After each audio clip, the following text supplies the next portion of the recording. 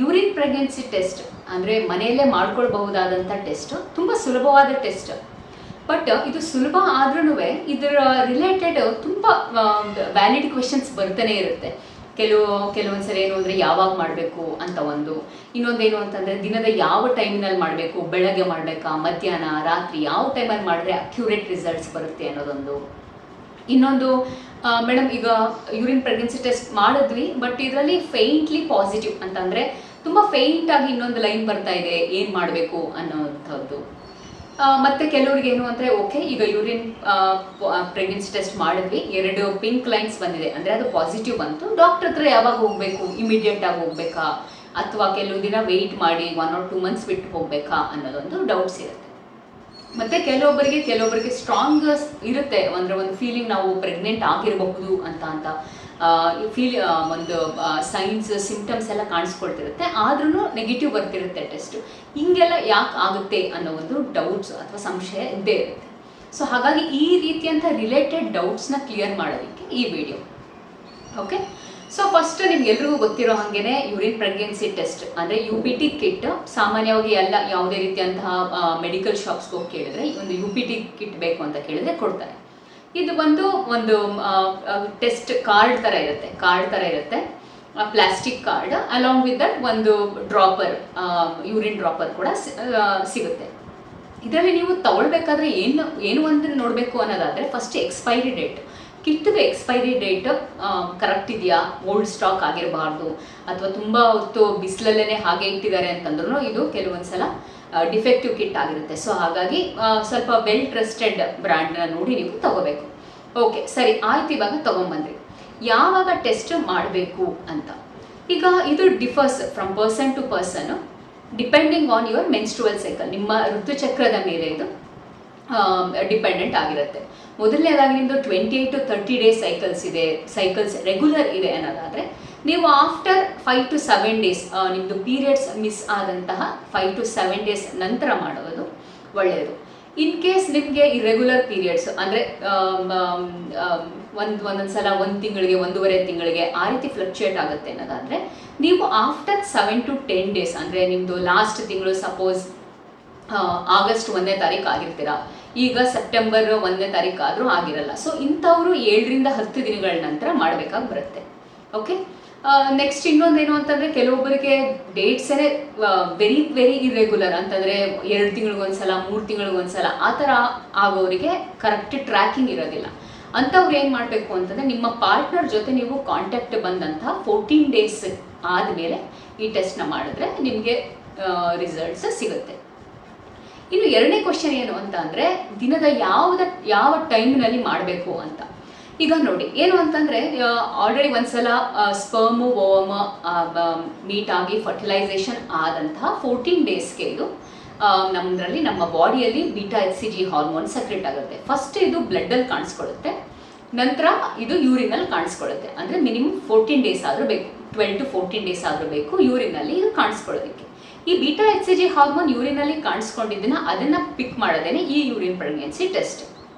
Okay, so minimum ನಮಗೆ 25 ರಿಂದ 50 units ಬೇಕಾಗುತ್ತೆ. ಈ 25 ರಿಂದ 50 ಯೂನಿಟ್ಸ್ ದಾಟಿದ ಮೇಲೆ ನೀವು ಬೆಳಗ್ಗೆನಾದರೂ ಮಾಡಿ ಮಧ್ಯಾಹ್ನ ರಾತ್ರಿ ಯಾವಾಗ ಮಾಡಿದ್ರು ನಮಗೆ ರಿಸಲ್ಟ್ ಸಿಗುತ್ತೆ.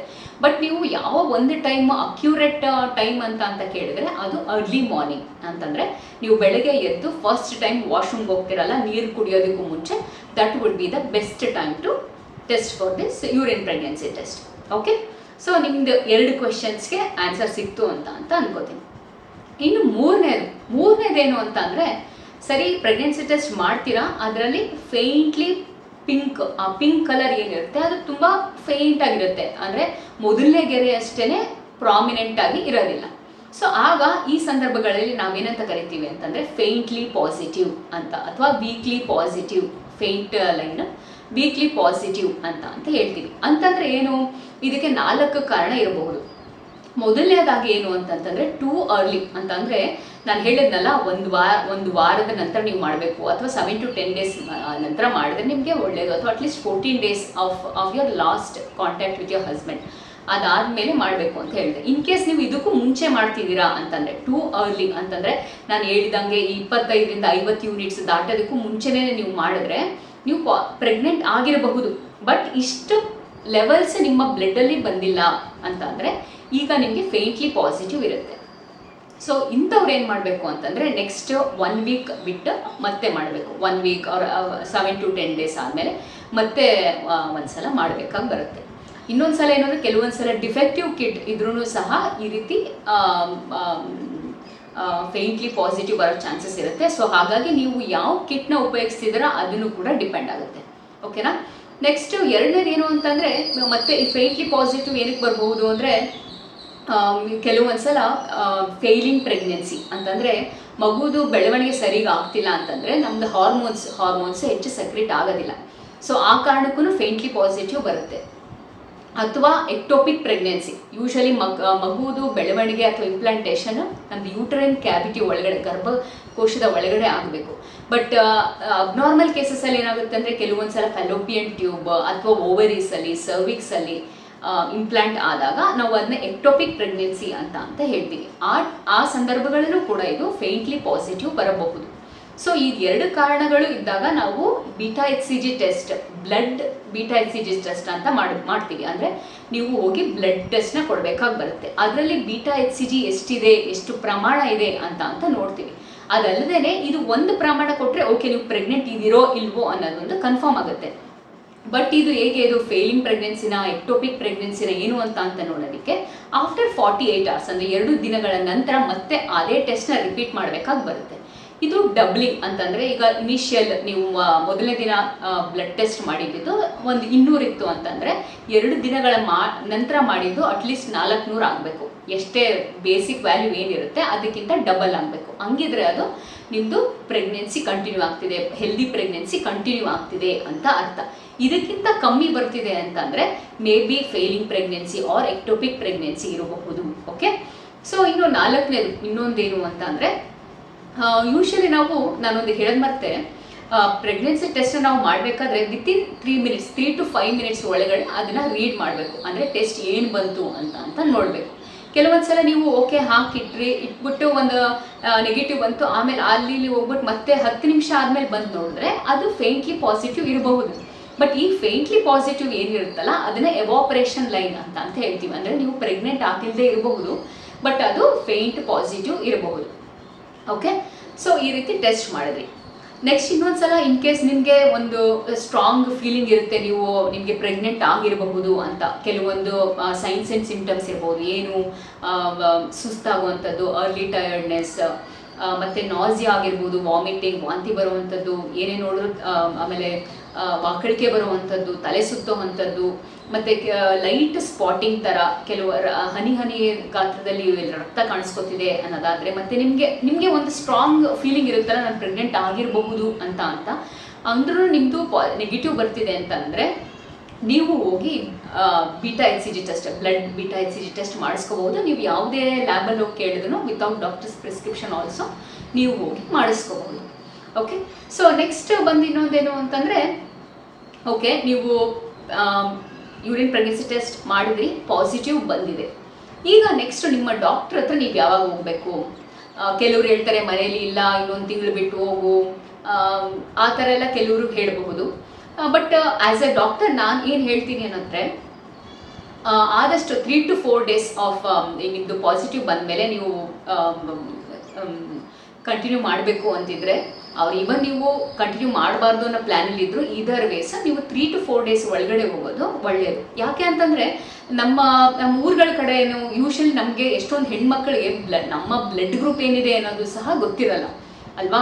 ಸೊ ಹಾಗಾಗಿ ನೀವು ಫಸ್ಟ್ ಟೈಮು ನೀವು ಆದಷ್ಟು ಬೇಗ ನೀವು ಡಾಕ್ಟರ್ ಹತ್ರ ಹೋದರೆ ನಿಮಗೆ ನಿಮ್ಮ ಬ್ಲಡ್ ಗ್ರೂಪ್ ಏನಿದೆ ಮತ್ತು ನಿಮ್ಮದು ಬ್ಲಡ್ ಟೆಸ್ಟ್ ಒಂದು ಮಾಡ್ತಾರೆ. ಬ್ಲಡ್ ಟೆಸ್ಟಲ್ಲಿ ಏನು ನಿಮ್ಮದು HB ಹಿಮೋಗ್ಲೋಬಿನ್ ಎಷ್ಟಿದೆ, ಪ್ಲೇಟ್ಲೆಟ್ಸ್ ಎಷ್ಟಿದೆ ಅನ್ನೋದೊಂದನ್ನು ಕಂಡು ಹಿಡ್ಕೋಬಹುದು.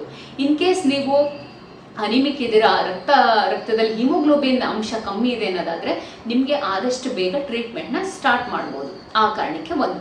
ಇನ್ನೊಂದೇನು ಅಂತಂದರೆ ಫೋಲಿಕ್ ಆ್ಯಸಿಡ್ ಟ್ಯಾಬ್ಲೆಟ್ನ ನಾವು ಸ್ಟಾರ್ಟ್ ಮಾಡಬೇಕು. ಆದಷ್ಟು ಬೇಗ ನಾವು ಸ್ಟಾರ್ಟ್ ಮಾಡಿದ್ರೆ ಮಗುವಿನ ನರಮಂಡಲದ ಬೆಳವಣಿಗೆಗೆ ಇದು ಸಹಾಯಕಾರಿ. ಆ ಕಾರಣಕ್ಕೆ ಓಕೆ. ಇವನ್ ಇನ್ ಕೇಸ್ ನೀವು ಡಾಕ್ಟರ್ ಹತ್ರ ಹೋಗೋದಕ್ಕೆ ಸ್ವಲ್ಪ ತಡ ಆಗ್ತಿದೆ ಅಂತಂದ್ರೂ ನೀವು ಯಾವುದೇ ಮೆಡಿಕಲ್ ಶಾಪಲ್ಲಿ ಹೋಗಿ ಫೋಲಿಕ್ ಆ್ಯಸಿಡ್ ಟ್ಯಾಬ್ಲೆಟ್ ಕೇಳಿದ್ರೆ ಕೊಡ್ತಾರೆ. ನೀವು ಆದಷ್ಟು ಬೇಗ ಅದನ್ನು ಸ್ಟಾರ್ಟ್ ಮಾಡೋದು ಒಳ್ಳೆಯದು. ಓಕೆ, ಯಾಕಂತಂದರೆ ಇದು ಇನ್ ಕೇಸ್ ನಾವು ತಗೊಳ್ಳಿಲ್ಲ ಅಂತಂದರೆ ಅಥವಾ ಮಗುವಲ್ಲಿ ಡಿಫಿಷಿಯನ್ಸಿ ಇದೆ ಅಂತಂದರೆ ನ್ಯೂರಲ್ ಟ್ಯೂಬ್ ಡಿಫೆಕ್ಟ್ಸ್ ಅಂತ ಹೇಳ್ತೀವಿ. ಅಂದರೆ ನರ್ವಸ್ ಸಿಸ್ಟಮ್, ಮಗುವುದು ನರ್ವಸ್ ಸಿಸ್ಟಮ್ ರಿಲೇಟೆಡ್ ಪ್ರಾಬ್ಲಮ್ ಬರ್ಬೋದು ಆ ಕಾರಣಕ್ಕೆ. ಓಕೆ, ಅದಲ್ಲದೆ ನೀವು ಆಲ್ರೆಡಿ ಆಸ್ಥಮೆಟಿಕ್ ಇದ್ದೀರಾ, ನಿಮಗೆ ಬ್ಲಡ್ ಪ್ರೆಷರ್ ಇದೆ, ಶುಗರ್ ಇದೆ, ಅಥವಾ ಥೈರಾಯ್ಡ್ ಸಮಸ್ಯೆ ಇರಬಹುದು, ಅಥವಾ ಬೇರೆ ಎಪಿಲೆಪ್ಸಿ ಫಿಟ್ಸ್ ಥರ ಬರುವಂಥದ್ದು, ಅಥವಾ ಯಾವುದೇ ರಿಲೇಟೆಡ್ ಯಾವುದೇ ಅದರ್ ಮೆಡಿಕಲ್ ಕಂಡೀಷನ್ಸ್ ರಿಲೇಟೆಡ್ ನೀವು ಟ್ಯಾಬ್ಲೆಟ್ಸ್ ತಗೋತಿದ್ದೀರಾ ಅನ್ನೋದಾದರೆ ನೀವು ಆದಷ್ಟು ಬೇಗ ಒಳ್ಳೆಯದು. ಅಂದರೆ ವಿತಿನ್ 3 to 4 days. ಯಾಕೆ ಅಂತಂದರೆ ನಿಮಗೆ ಪ್ರೆಗ್ನೆನ್ಸಿಗೆ ಅನುಗುಣವಾಗಿ ನಿಮಗೆ ಟ್ಯಾಬ್ಲೆಟ್ ಚೇಂಜ್ ಮಾಡಬೇಕಾಗಿ ಬರಬಹುದು, ಅಥವಾ ಡೋಸೇಜ್ ಚೇಂಜ್ ಮಾಡಬೇಕಾಗಿ ಬರಬಹುದು. ಆ ಕಾರಣಕ್ಕೆ ನೀವು ಹೋಗಿ ಮಾಡಿಸ್ಕೊಳ್ಳೋದು ಒಳ್ಳೆಯದು. ಅಲ್ಲದೇ ಒಂದು ಸಲ ನಾವು early pregnancy scan, first time ಬಂದಾಗ ಅರ್ಲಿ ಪ್ರೆಗ್ನೆನ್ಸಿ ಸ್ಕ್ಯಾನ್ ಅಂತ ಮಾಡ್ತೀವಿ. ಇದರಲ್ಲಿ ಏನು ನೋಡ್ತೀವಿ ಅನ್ನೋದಾದರೆ ಮಗು ಯೂಟ್ರೈನ್ ಕ್ಯಾವಿಟಿ ಒಳಗಡೆ ಬೆಳೀತಾ ಇದೆಯಾ ಅಥವಾ ಹೊರಗಡೆ ಫ್ಯಾಲೋಪಿಯನ್ ಟ್ಯೂಬಲ್ಲಿ ಏನಾದರೂ ಬೆಳೀತಾ ಇದೆಯಾ ಅಂತ ಅದನ್ನು ನೋಡಿ ನಾವು ಕನ್ಫರ್ಮ್ ಮಾಡ್ಕೊಳ್ಳೋದಕ್ಕೆ ಅನುಕೂಲಕಾರಿಯಾಗಿರುತ್ತೆ. ಆ ಕಾರಣಕ್ಕೆ ಈ ವಿಡಿಯೋ ನಿಮಗೆ ಸಹಾಯ ಆಯಿತು ಅಂತ ಭಾವಿಸ್ತೀನಿ. ಬೇರೆ ಯಾರಿಗಾದ್ರೂ ಉಪಯೋಗ ಆಗುತ್ತೆ ಅನ್ನೋದಾದರೆ ಅವ್ರ ಜೊತೆ ಶೇರ್ ಮಾಡಿ. Thank you.